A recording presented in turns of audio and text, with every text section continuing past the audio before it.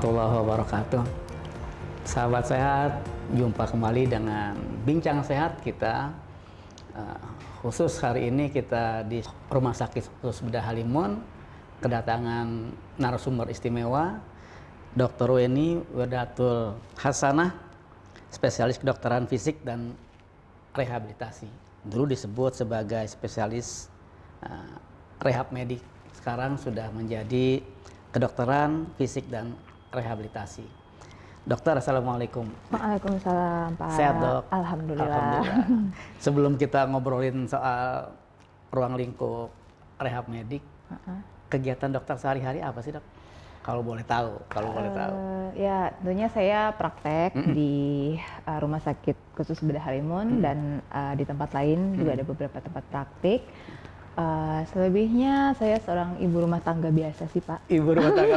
Tapi sebenarnya ibu rumah tangga nggak ada yang biasa, Dok. Luar biasa semuanya. Iya, salah ya berarti ya. Berarti yang benar full timernya ibu rumah tangga. Ibu rumah tangga yang luar biasa sebenarnya. Kerja sampingannya dokter, Pak. Iya.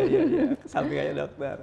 Jadi sahabat sehat, beliau ini dokter spesialis rehab medik atau kedokteran fisik dan rehabilitasi. Kita akan ngulik sebenarnya apa sih ruang lingkup, katakanlah kerja dalam tanda kutip dokter rehab medik itu. Dok, gimana sih sebenarnya, Dok? Jadi tuh mungkin kita berkenalan dulu dengan apa sih sebenarnya kedokteran fisik rehabilitasi itu ya. Jadi kedokteran fisik rehabilitasi itu adalah suatu cabang ilmu kedokteran yang melakukan penata laksanaan secara komprehensif.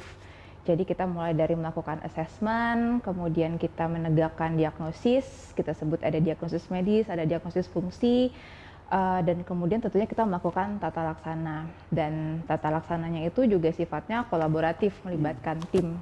Jadi kita bisa menggunakan alat, kita bisa menggunakan modalitas latihan, kemudian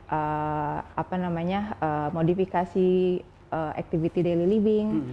Dan pada akhirnya secara filosofis dokter rehab medik itu dengan penata laksanaan yang komprehensif pada akhirnya adalah untuk meningkatkan kualitas hidup pasien. Jadi misalnya sering masalah medis sudah tertangani, misalnya mungkin contohnya misalnya pasien stroke misalnya, begitu masalah medis sudah tertangani, tapi what next-nya apa nih? Pasien ini dengan kelemahannya dia harus tetap bisa mandiri. Nah disitulah dokter rehab medik berperan. Iya. Gitu, Pak. Jadi untuk ini, Dok, ya, katakanlah mengatasi gangguan fungsi ya. Betul. Ya. Kata kunci dari pelayanan rehab medik itu adalah fungsi memang. Jadi fungsi itu bisa fungsi tubuh secara keseluruhan, namun juga bisa dalam skop yang lebih luas, fungsinya itu juga tercakup sebagai fungsi dia sebagai individual, kemampuan dia untuk melakukan perawatan diri. Kemudian dalam fungsi yang lebih besar lagi yaitu aktivitas, dalam hal ini adalah bagaimana peranan dia di tatanan sosial. Misalnya dia sebagai kepala keluarga, dia sebagai ibu rumah tangga, kemudian dia sebagai anak, dia sebagai pelajar, dia sebagai pekerja di tempat dia bekerja. Nah, rehab itu sampai ke arah situ sebenarnya. Jadi luas banget, Dok, ya? Benar. Jadi kalau tadi dokter bilang kolaborasi sama bidang lain, berarti sama dokter spesialis yang lain juga, Dok, ya? Jangan-jangan ya? Ya, betul. Jadi kalau di rehab itu ada 5 subdivisi, Pak, sebenarnya.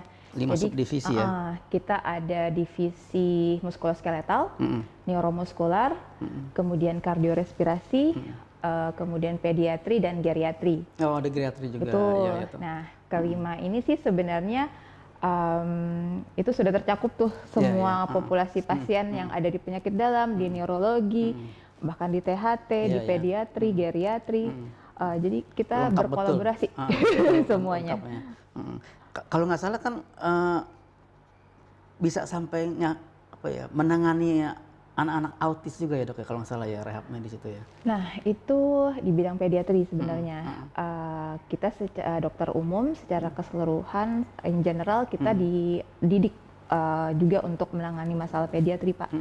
Jadi kita tentunya berkolaborasi dengan teman-teman sejawat dari pediatri, spesialis anak, di mana mereka mengidentifikasi suatu masalah anak, misalnya entah itu seperti tadi misalnya autism, kita berkolaborasi juga dengan spesialis psikiatri.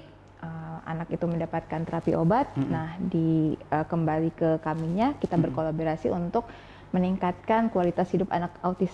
Misalnya kita dengan speech therapy atau misalnya terapi perilaku. Nah, itu kami berkolaborasi dengan teman-teman dari fisioterapi anak, okupasi terapi anak, terapi bicara anak. Jadi benar-benar ini sebuah kerja tim sebenarnya. Iya. Nggak cuma ditangani oleh satu dokter rehab medik itu ya dok ya? Iya, betul. Kalau di sini berarti sangat diperlukan dok kalau gitu di rumah sakit khusus bedah Halimun ini, karena kan terutama pasien-pasien pasca operasi gitu ya, terus Betul. juga lansia gitu, umur-umur yang sudah banyak gitu ya, Iya. geriatrik itu tentu saja memerlukan penanganan atau peran dokter rehab medik ya. Iya, betul Pak. Jadi memang akar rumput rehabilitasi medik di Indonesia sendiri sebenarnya adalah pendirinya adalah Prof. Sularto sebenarnya. Beliau adalah begawannya ortopedi ya. Iya. Nah, jadi dari beliaulah rehab medik di Indonesia itu lahir sebenarnya, dan dari sana berkembang jadinya Pak. Jadi dari nggak hanya terbatas di bidang ortopedi aja, kita berkembang dengan spesialis-spesialis lain. Khusus untuk di bidang ortopedi, memang kita ini adalah penunjang sebenarnya ya. Jadi kita masuk ke dalam setiap fase sebenarnya dari pasien ortopedi. Misalnya pada pasien-pasien yang konservatif, dalam kondisi nyeri akut, kita juga ada peranan sebenarnya di sana. Kemudian di fase kronis, kita juga ada peranan di sana. Pada pasien-pasien yang operatif, yang akan menjalani penata laksanaan operasi. Rehab medik itu sebenarnya sudah bisa masuk dari awal, jadi preoperatif istilahnya. Gitu. Preoperatif itu intinya adalah kita mempersiapkan kondisi pasiennya supayanya nanti setelah dia selesai operasi, proses penyembuhannya lebih cepat dan pasiennya bisa kembali beraktivitas lebih cepat. Misalnya nih, pasien mau operasi ganti lutut atau kita kenal istilahnya knee replacement. Ya, jadi pada pasien-pasien tersebut kita persiapkan dulu nih otot-ototnya. Otot-otot yang akan dia pakai nantinya untuk menumpu berjalan. Jadi kita akan latih otot-otot pahanya. Kemudian nanti setelah itu baru pasien menjalani operasi ya. Jadi setelah operasi diharapkan dengan kita sudah menguatkan otot pahanya, proses untuk pasien ini bisa kembali berjalan tanpa ada kesulitan yang berarti itu bisa lebih cepat harapannya Pak. Oh gitu. Dengan demikian kita harapkan masa rawat juga jadi lebih cepat, pasien juga lebih nyerinya juga lebih bisa kita tekan, bisa kita minimalisir, dan dia bisa beraktivitas seperti biasa setelah operasi. Iya. Dan itu preoperatif. Iya. Nah, setelah operatif, pascanya, right after operasinya sebenarnya di hari pertama pun sebenarnya kita juga sudah ada sudah bisa masuk sebenarnya.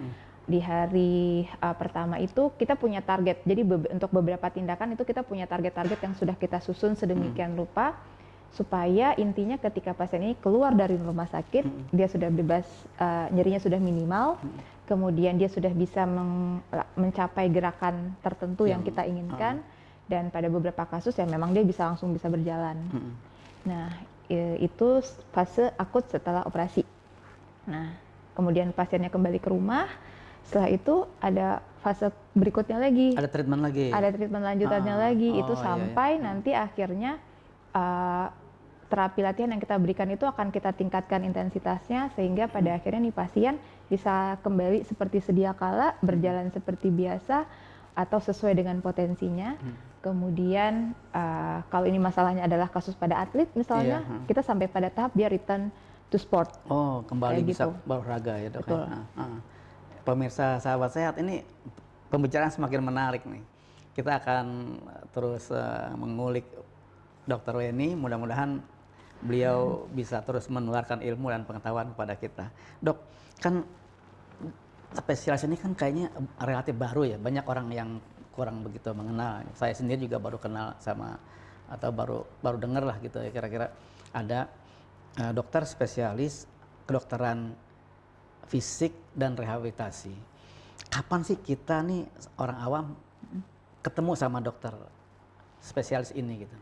Ya, Apabila atau bila terjadi apa kita akan ketemu sama dokter Ya. Benny misalnya? biasanya orang ke dokter kalau sakit ya Pak. Iya, Ya, tapi sebenarnya yang pertama sih sebenarnya kita itu seperti yang saya bilang tadi, kita kolaboratif dengan semua spesialis yang ada. Jadi biasanya mereka merefer pasiennya ke kita dengan diagnosis yang sudah mereka tegakkan, kemudian baru akan di-refer ke kita. Tapi tidak jarang juga sebenarnya dokter rehab medik itu punya peranan penting di orang yang belum muncul rasa sakitnya nih. Jadi misalnya seperti ini, ada pasien, oh dia tahu dia ada masalah pengapuran lutut misalnya.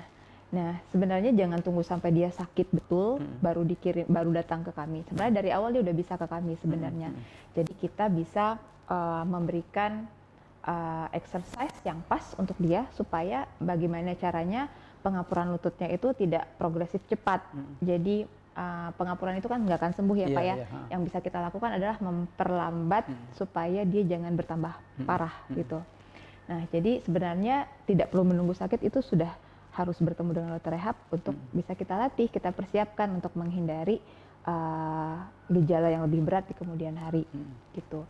Tapi secara keseluruhan memang ya pada prakteknya ya pada akhirnya yang sakit-sakit lah yang kembali ke kami sebenarnya ya. Dan target kita sebenarnya yang sering pasien banyak belum paham adalah oh begitu lututnya selesai sembuh udah nggak sakit lagi, beres udah urusannya. selesai gitu ya. Nah sebenarnya kita tuh nggak terbatas sampai situ. Jadi kita itu juga memikirkan nextnya apa nih gitu. Ketika orang sudah hilang rasa nyerinya, yang berikutnya harus kita pikirkan adalah bagaimana caranya memaintain seterusnya. Dan jangan sampai nyeri lututnya berulang kembali. Dan untuk itu kita perlu latihan yang kontinu. Tidak harus di sini, tidak harus bersama tim rehab medik, tapi mereka bisa melakukan latihan di rumah secara mandiri, namanya home program. Dan itu tim kami di rumah sakit Bedah Halimun ini sudah sangat terlatih dan berpengalaman untuk mempersiapkan program-program di latihan di rumah. Jadi itu sih sebenarnya yang kita harapkan dari pasien-pasien kita, Pak. Jadi gimana caranya menyadarkan pasien gitu kalau setelah selesai nyerinya hilang itu sebenarnya harus tetap latihan, jangan merasa puas setelah itu dia semau-maunya aja misalnya gitu. Pertama kuncinya komunikasi. Memang untuk bisa berkomunikasi dengan baik dengan pasien kita memang butuh harus menginvestkan waktu yang cukup lah untuk pasien kita ya. Begitu kita bertemu pertama kali dengan pasien itu adalah waktu yang harus kita manfaatkan untuk menggali apa aja sih faktor-faktor eksternal, internal pada pasien ini yang bisa menyebabkan gangguan fungsi nantinya. Itu harus bisa kita identifikasi dari awal. Dan kemudian itu kita urai satu persatu sehingga kita bisa meyakinkan pasiennya bahwa oh Bapak ini potensinya punya ini, Bapak potensinya bisa begini. Artinya Bapak harusnya bisa jalan sejauh ini gitu. Nah jadi kita tetapkan target buat pasiennya. Nanti Pak setelah sakit, saya mau Bapak bisa berjalan bisa lebih jauh sampai 500 meter.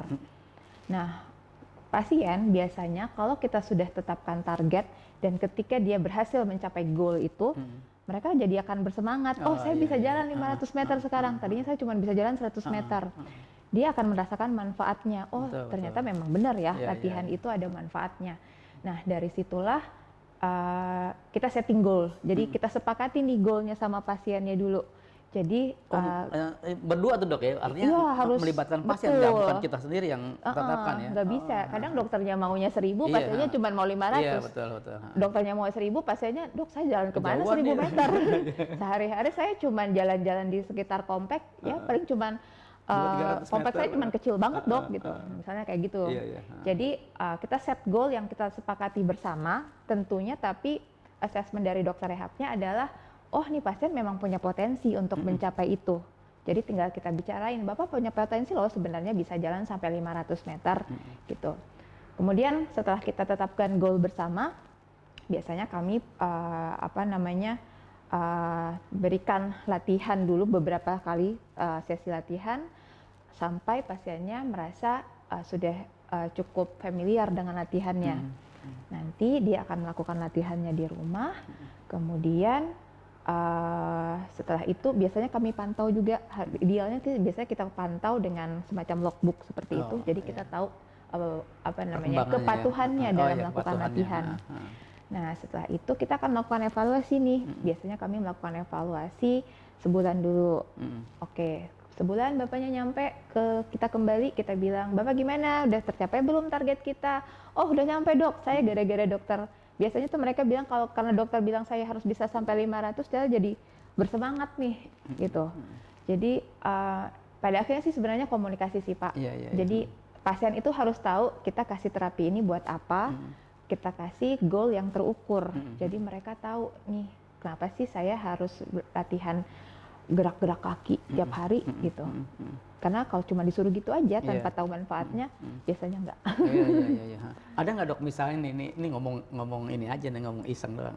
Ada nggak yang tiba-tiba berinisiatif, kalau 500 mah kecil, gue 2000 misalnya gitu 2000 meter, ada nggak yang kira-kira begitu? Nah, yang seperti itu ada aja sih sebenarnya ya. Cuman memang itu juga yang harus kita komunikasikan ke pasiennya. Apakah memang potensi itu adalah maksudnya modalnya dia sebenarnya. Apakah modalnya dia itu memang cukup untuk melakukan itu.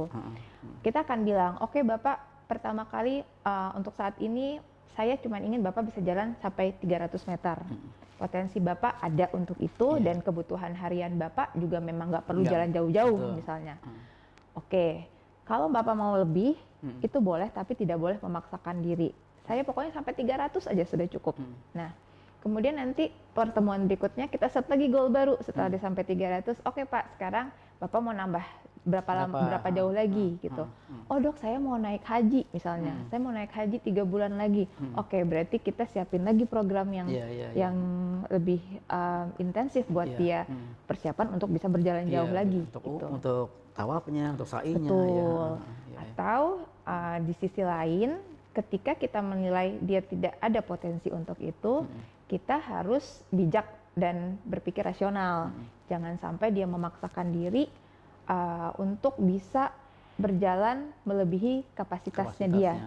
Jadi untuk itu kita bisa tawarkan pasiennya, Bapak boleh berjalan sejauh ini misalnya, tapi nanti mungkin Bapak nggak bisa jalan seluruh aktivitas, nggak semuanya bisa Bapak jalankan dengan berjalan kaki. Mungkin ada saatnya Bapak perlu pakai kursi roda.